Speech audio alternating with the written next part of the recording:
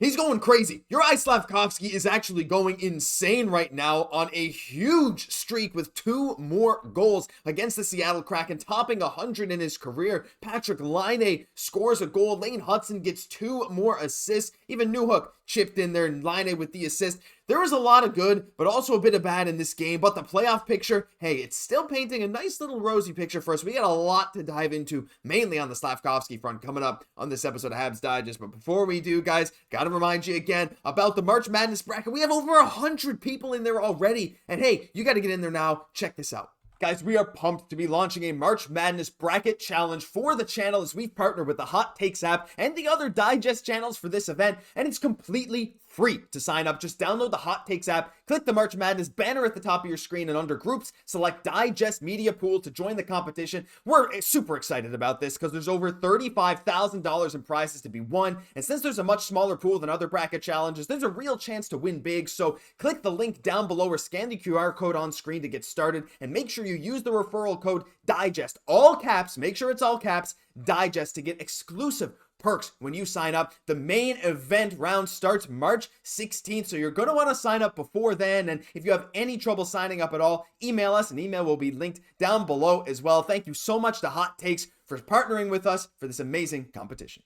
Let's get right into it here. And look, we're going to talk about Slav in a little bit, but as always, feel free to pause, take a look at the box score. There's a few things we got to talk about. Look, it wasn't Dobesh's best game. Some mistakes early on cost Montreal. I'm not going to talk too much about the negatives in this game because we all know what happened, right? Look, Montreal was getting dominated in the first. Seattle hit like 75,000 posts in this game. Montreal came back, a few quick goals there. That second and third were very interesting, but some penalty trouble late in the third.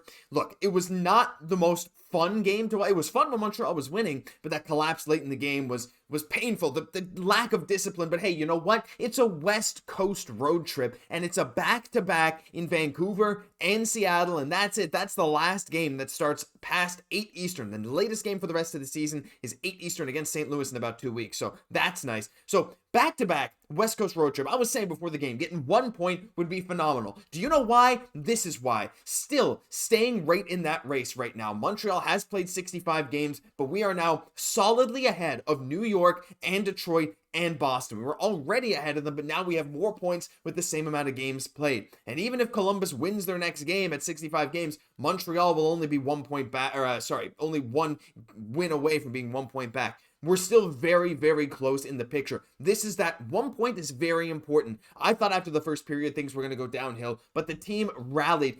And look, Slav was unbelievable, but before I talk about him, I got to talk a bit about Patrik Laine as well. Patrik Laine coming back from that virus, right? Patrik Laine coming back into the lineup. We're like, listen, we need a power play. We need a Laine bomb. Not only that, he chipped in 4-on-4 as well, getting that sick assist to Alex Newhook. Laine coming back with 1 goal, 1 assist in only 10 minutes of ice time. Michael Pezzetta played 9 minutes of ice time tonight as well. Joshua Watt played about 10 minutes of ice time. Laine was put on that third line, again, deployed in specific minutes, right?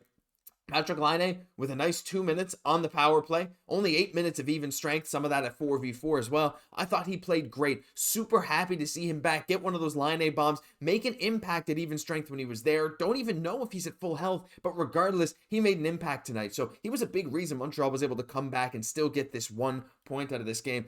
I hate Brandon Montour. That might seem like it's out of nowhere, especially for those of you that are watching this who maybe didn't see the game. Maybe you're watching this tomorrow. Brandon Montour, 5 goals in 2 games against Montreal. He has 13 on the seat. It's 2 a.m. Like, it's, well, not 2 a.m. It's 1:30 a.m. Again, yesterday's was 1 a.m. Today's 1:30. I'm doing this for you. Like the video. You made it. Look, we're 4 minutes in. Like the video. For goodness sake, boys. It's 1:30 in the morning and I'm doing this. But we got hype, right? We got some hype. Slav is doing some unreal stuff. But again, before I get to Slav, because I know we all want to talk about him, we got to talk about our boy Lane. Because Lane Hutson, oh, well, this is a Laine thing I wanted to show. I'm losing track. 138. Give me a break, right? Laine. I just thought this goal chart was cool. Anyway, Lane Hutson. Lane Hutson has as many or more assists than Sidney Crosby, Quinn Hughes, Mikko Rantanen, Lucas Raymond, Tim Stützle, Adam Fox. He's a rookie defenseman. He has as many or more assists than the big names here. Again, Quinn Hughes, he missed some time, sure. Mikko Rantanen, Sidney Crosby. Like, this is nuts. More than Adam Fox is also crazy, right? He's straight up producing better than Adam Fox this year. As a rookie defenseman with 2 more assists tonight, he was unbelievable. A +1 in this game as well. Jayden Struble, his defensive partner that we talked about in the video earlier today or yesterday, if you're watching this in the morning maybe, that partnership of Struble and Hutson has been unbelievable. They each only played about 20 minutes tonight. Matheson and Carrier carrying most of the load, but real good stuff there. And I did think Dobas was okay despite some mistakes, but the big story here is our boy. 100 goals in the NHL. He now has, 10 points in 9 games since the Four Nations break. He has been on absolute fire. He's going scorched earth mode. We're going to play these again. And this is a basically mirror image of the last game. I'm going to play it one more time. The Selly also, I don't know, why is he riding the motorcycle still? Like, what? Yeah, let's go. And in this one, a little more muted, right? I mean, like, he wasn't sure if it was going to count. That's one of those, look, if that didn't count on the ice, it wasn't going to count after. It did count on the ice, so it did count after. Very close to the crossbar, but we take it. Juraj Slafkovsky, 100 career goals. Congratulations to him. This guy is the version of Slav that we all wanted. I was actually talking to my brother, Nick, on Leafs Digest today. He's like, hey, who would you take going into the future? If you had the opportunity to pick one of Juraj Slafkovsky or Matthew Knies, I did not hesitate. None of you should hesitate either. Leafs fans, they might hesitate. Look, he's having a good year. 24 goals. He's on pace for over 30. That's fantastic, but I'm taking Slav. There is no doubt. His passes too, not to mention he had a few unbelievable slot passes, one to Caufield that nearly resulted in a goal. Juraj Slafkovsky has been dominant on this first line. This whole first line was doing great. And can I also just point out that Nick Suzuki had another 2 points? Let me just go see how many points he's up to this season now, because I've lost track. Also, 14 wins, 7 losses on the dot. I don't know how I have this energy. 1 second. Less than a second for you, a few more seconds for me. 69 points, very nice, 20 goals, 49 assists in 65 games, on pace for I think 86 or 87 now on the season. Nick Suzuki is utterly dominant, and Cole Caufield even picking up an assist there as well, adding his 32nd goal yesterday, adding another assist today. This top line is what drives the Montreal Canadiens, and we did get again some support from Laine and Newhook in that 4v4 scenario. Maybe they'll go back to playing together a bit more in upcoming games. Didn't really get much of a chance together tonight, as Laine was kind of still coming back from a virus, only 10 minutes, whatever, and he wasn't really put on Newhook's line, so that's fine. But right now, that first line is what's driving the play. The 2 goals for Slav, 2 assists for Suzuki, and then the power play goal even there for Laine and Hutson. Like, power play plus the first line is what's allowing Montreal to even get any points. But again, being this close to the playoffs now, we only have 17 games left in the season. We got a handful at home, but it's not going to be easy. We have 3 games coming up. I believe it's 3 against the Panthers. We have a lot of games against other prospective playoff teams, even the ones that are kind of falling out of the picture, like the Islanders and Flyers. I think we have 2 against each of them. We have 1 or 2 against Ottawa. We have 1 against Detroit. And again, some of the top teams, or 1 more against the Leafs, a few against the Panthers. It's not going to be easy, but Montreal is making it interesting at the very least. Picking up 1 point in this game is the most crucial thing. I can't overstress that enough. Seeing Slav's production in this game, watching what he's able to do, how he is finally becoming the guy who can create the offense for the team. There were a lot of games, even earlier this season, into last season, right before the second half, not to mention, if you've seen the second half Slav stats, his point per game total in March in his career is about 0.85. And in April, I think it's 1 point per game in his career so far. And the months before that, about 0.4 or 0.5 points per game.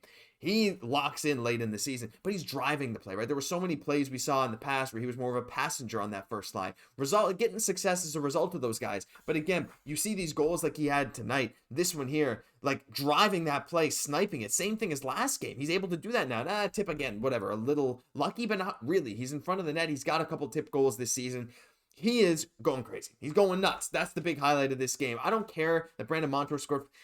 I do care that he scored 5 seconds in overtime. That really disheartened me because I'd be so happy after a win. But Slav still making us happy. Lane Hutson, his production's been unbelievable. Calder favorite. Let me know your thoughts on everything down below. That'll do it for this episode of Habs Digest. And like I said, if there's one thing you guys could do to help us out on the channel, we are very passionate about this partnership with Hot Takes and this March Madness bracket. I know it's a hockey channel, but if you want to help support us at all and you're interested at all in winning some cash literally for free by just signing up with the username and password, check out Hot Takes down below. I'm your host, Josh Gosse. Thank goodness I don't have to stay up this late anymore the rest of the season. I'll catch you in the next one.